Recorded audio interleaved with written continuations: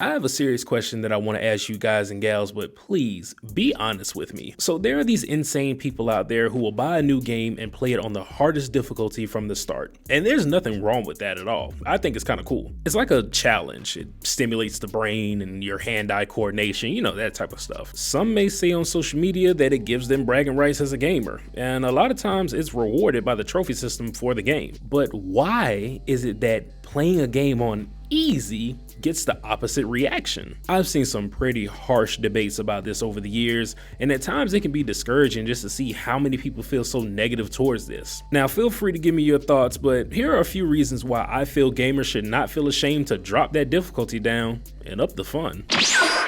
To keep things short and sweet, let me just put this in your head real quick. Now, I've had a few games where I decided to play on normal and then come back to play on the hardest difficulty. Whether it's for a platinum trophy or I just like the game that much that I wanted to experience it in a new way. And I have also done the same thing when it comes to playing on easy. I mean, to be completely transparent, in the past, I was one of those guys who did not want my friends to know that I was playing on easy because I felt I would get roasted to hell and back. But as time went on, the more games released and the older I got, I came to the realization that I do not have time to care anymore. I got way too many games to play and I can't get bothered to be stuck on one mission for weeks because the game has a learning curve that I was not prepared for. Now granted, I don't do this with every game, but if it's something I want to play but it feels it's consuming too much of my time due to the difficulty, or it's just an old title that I want to run through real quick to knock it off my list, I'm going to do what's best for me and save as much of my precious time as I can, which is reason number one. For example, Baldur's Gate 3 is unlike any game I have ever played.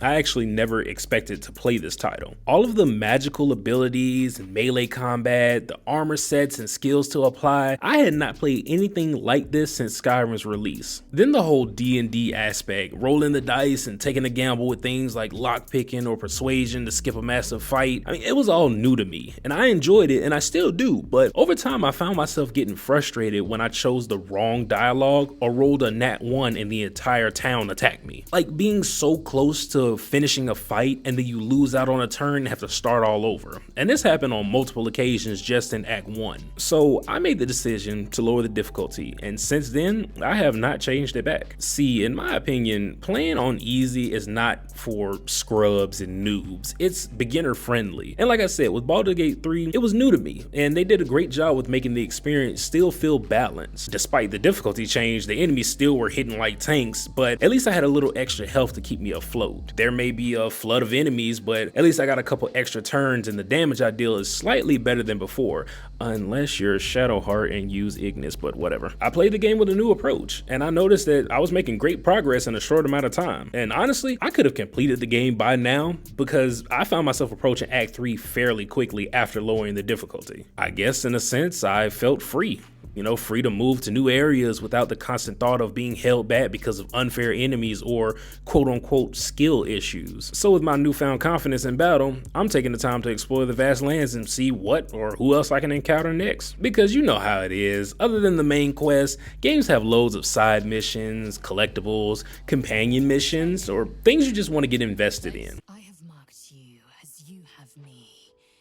In time, we might brazenly bear our marks. That time's not yet come. Yeah, the gameplay is cool and all, but what good is a game without a story to dive deep into? And see, I felt this exact same way when I played Forspoken. About halfway through the game, I didn't care too much about the combat, so I lowered the difficulty to easy just to focus on the story and see why so many people dislike this game. And with that being said, I welcome you with open arms to reason number 2. It's just simple as that. You get to focus on the story. Sometimes you run into a game that's not great gameplay wise, and there's something that's just holding you within the story. And personally, I feel it's no different from games like Devil May Cry or Bayonetta, those button masher games. Now you can do all the flashy combos you want, but at the end of the day, when you're having a conversation within your friend group, you're talking about the plot. You're comparing which game in a trilogy was best story-wise. Like, I'm playing Jedi Survivor in my free time and I'm not questioning whether or not the combat was better in Jedi Fallen Order. A lot of the times, it's just the same repetitive motions, like Fist of the North Star for another example. Great game, But combat wise, we've seen it before. I've played multiple Yakuza games. I understand the combat because it's practically the same thing, but the story is what's making all the difference and what's drawing you in to want more. You just have to be honest with yourself. You come home from a long work week, finally able to play your favorite title. The last thing you need is more stress on yourself. We all have the same 24 hours, but how you spend yours is different from how I spend mine. And see, this is reason number 3. It's all about your experiences and what you get out of the game. I look back at some of my accomplishments and I feel I have nothing to prove as a gamer. I got a platinum trophy in Elden Ring. I finished Bloodborne and Sekiro. Like, these are hard games with no difficulty options. I even speedrun Mario 64 and I hit platinum for the first time in my Street Fighter history. Who cares that I changed the difficulty on Deathloop so I can one-hit enemies? Yeah, I beat Kena on normal and then again on hard. In time passed, I started to miss the game and wanted to play again on easy just to feel something, and that's okay. I got what I paid for. I'm having fun and I don't regret spending my money, and if playing on easy is such a bad thing, then why do they have it in the game? Oh, okay. If you enjoyed this video or had any similar thoughts on this topic, be sure to drop a like on the video and also sub to the channel if you're new. It's free, it's appreciated, and it's so easy to do. I'll catch y'all on the next one.